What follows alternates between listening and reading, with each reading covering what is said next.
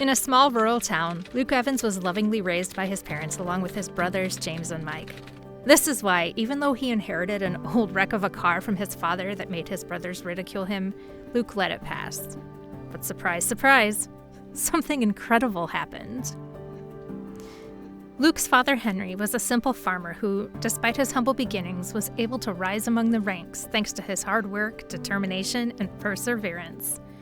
It was through his blood, sweat, and tears that he was able to grow the farm as one of the largest in Utah. He literally had to till soil and plant crops under the scorching hot sun to build his empire, or his farm, technically speaking. It was all him.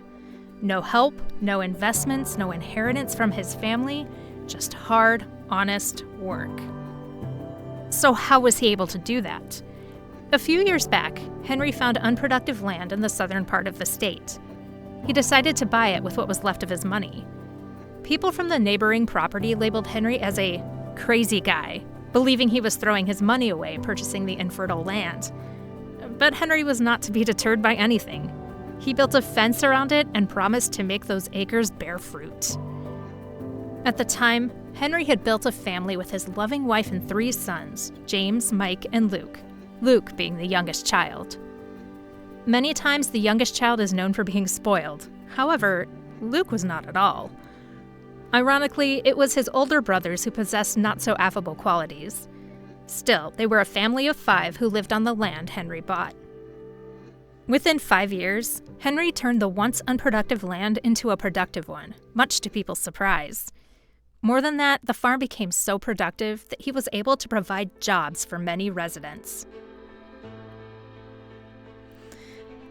From being viewed as the crazy man who squandered his money on what most considered to be a terrible investment, Henry and his family achieved a level of notoriety in the area, one they had never dreamed of reaching. From there, Henry's farm venture became big enough that they eventually became a major produce supplier to Utah and other parts of the country.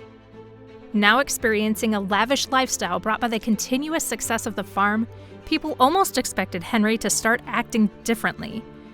Henry could have adopted an air of superiority of some sort, but didn't. Instead, he remained a kind man with a heart full of hope. Because of this, people found it truly impressive that Henry remained standing with his feet firm on the ground, and he remained to be the same person he was before. Henry Evans is known as a hardworking, humble man. More than that, everyone knows just how much he loved his 3 sons, James, Mike, and Luke.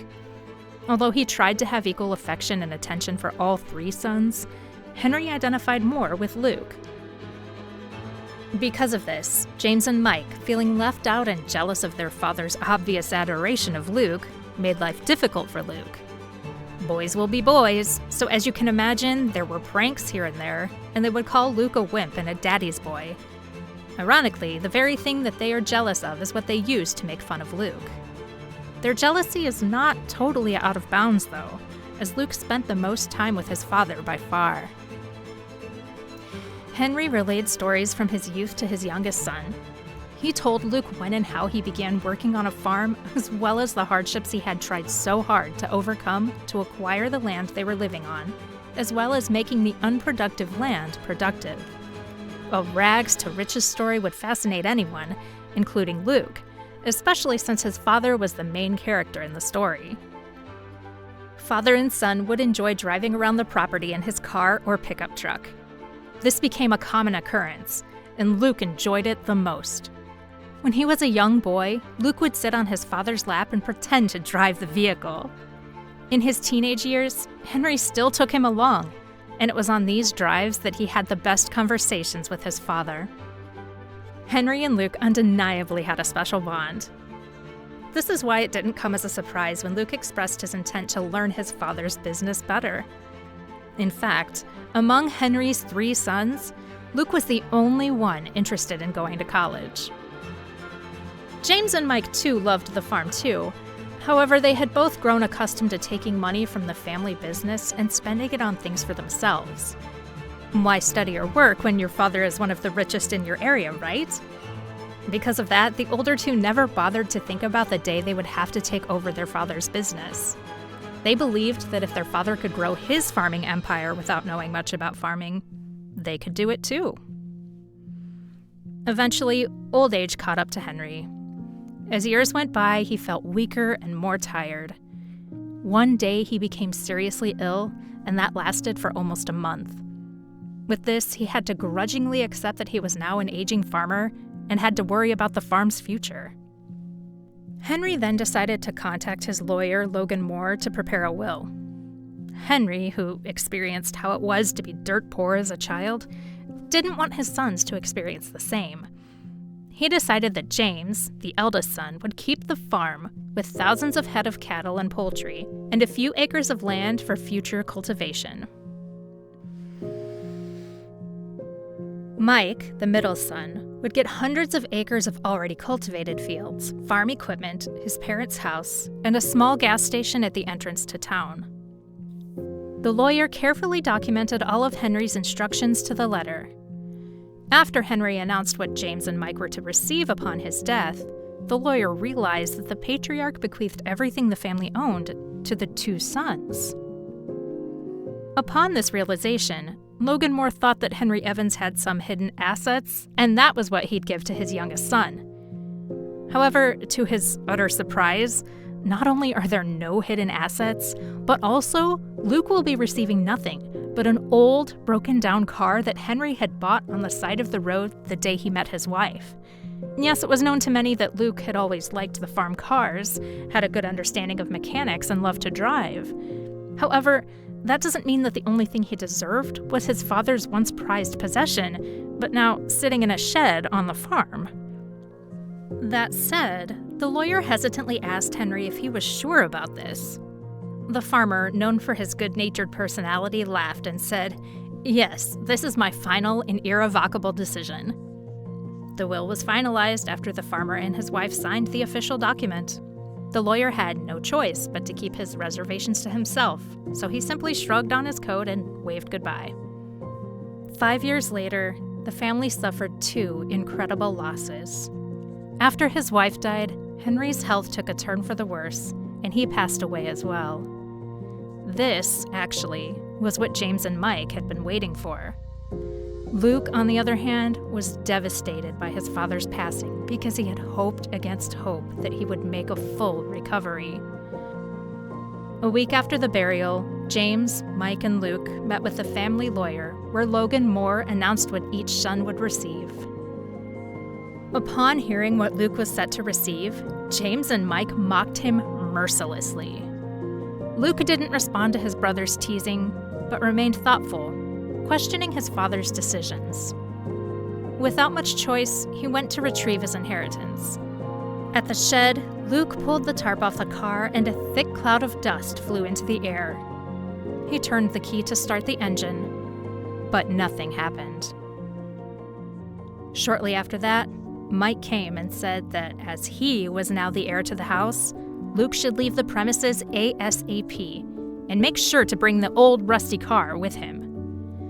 Luke immediately packed his things, called a cab to take him, and called a tow truck for his father's old jalopy. As he was just about to leave the farm forever, he came across the family lawyer who gave him $50,000 and an envelope. Inside the envelope was a note, which was a handwritten instruction from his father. Henry instructed him to fix the car with the money he received, and once it was restored, Luke was supposed to go to an auto show in Dallas where he could sell the vehicle. If the price offered there was not to Luke's liking, he should go to another car show in Houston, the note said. After racking his brain for a few days, he decided to follow his father's order. Luke knew that his father may not be an academic, but his life experiences gave him wisdom. He then spent the next few months restoring the car with his blood, sweat, and tears, much like his father did to the unproductive farmland years earlier. Finally, one day, he sat behind the wheel and turned the key. He then drove to the auto show in Dallas to try to sell the car, as his father instructed. There, the highest offer he got was $10,000, so Luke decided to continue to Houston. There, Luke met wealthy collectors who called the vehicle a true American thoroughbred and a gem to anyone who knows the country's history. What surprised Luke the most, though, was the auction of his car. It was ultimately sold for $2.8 million. He wondered why his father had never said that the vehicle was a rarity, but finally understood why he hadn't been given anything from the farm. He realized that his father had left his most valuable and secret asset to him, because only Luke could resurrect that machine. Luke bought a house, finished his last semester of college, and opened his own business with the money he won. Soon after, he was married and had a daughter named Sophia. Meanwhile, on the farm, James and Mike wondered how Luke became so rich so quickly, while they are struggling to keep the business afloat. Not so long after Henry passed, the Evans family business was hanging by a thread. James and Mike were so desperate that they accepted an offer to buy all of the Evans land and business, although it was a little less than what they expected. They were promised that they would receive the money the very next day, and accepted the offer. As James and Mike were about to leave, they bumped into Luke, who they told to enjoy his final look at the farm as it was already sold off. "That headache is no longer ours," James said. "I know. I bought it," said Luke. Luke, much like their father, was not haughty, as he told his older brothers, "You are my brothers, and I love you, so I hope you will use the money from the sale wisely." From that day, the Evans farm became home to Luke, his wife, and Sophia.